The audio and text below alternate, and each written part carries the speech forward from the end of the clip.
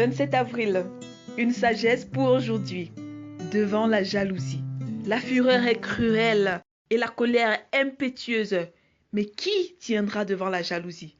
Proverbe 27, verset 4. Selon le sage, il est tout à fait possible d'exprimer un sentiment de colère de façon passagère.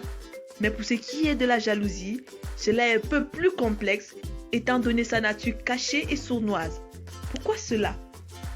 La jalousie peut être vue comme un état émotionnel représentant des pensées et des sentiments de peur, de méfiance, d'insécurité, d'inconfort, d'inquiétude et de déception auxquels on pourrait faire face à un moment donné. Il existe deux types de jalousie, la jalousie saine et la jalousie malsaine. La jalousie saine peut être fondée ou non.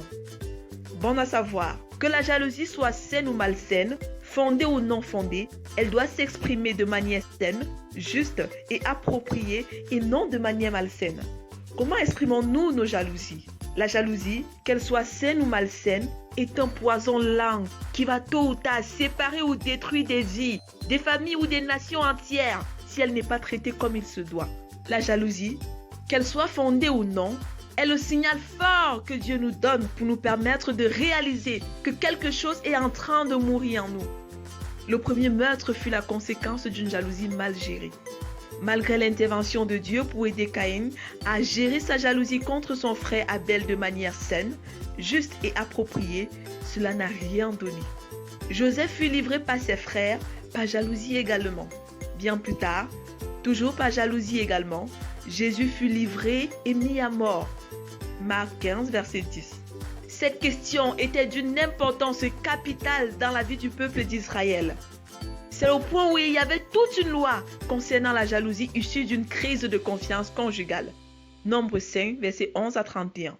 L'homme qui soupçonnait sa femme d'infidélité était autorisé à l'amener devant le sacrificateur pour examen. Cette dernière devait boire les eaux amères qui devaient lui apporter des malédictions terribles au cas où elle serait coupable, c'est-à-dire que la jalousie de l'homme était fondée. Jésus dit, « Ainsi, ils ne sont plus deux, mais une seule chair. Que l'homme ne sépare donc pas ce que Dieu a uni. » Matthieu 19, verset 6.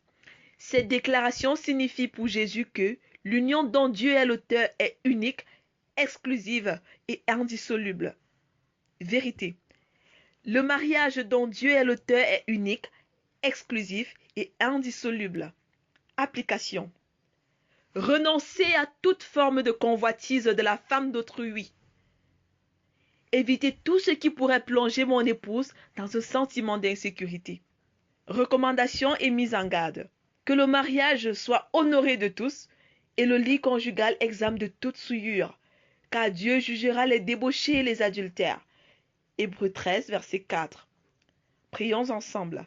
Père, ne me soumets à aucune tentation liée au sexe opposé. Je me dépouille à tes pieds de toutes mes convoitises, mes peurs et mes insécurités. Restaure-moi dans mon identité et remplis mon cœur de ta passion et de ta parole. Au nom de Jésus, Amen. Lecture pour aujourd'hui. Psaume 131 à 135, Proverbe 27, 1 Chronique 13 à 15. Vous êtes bénis.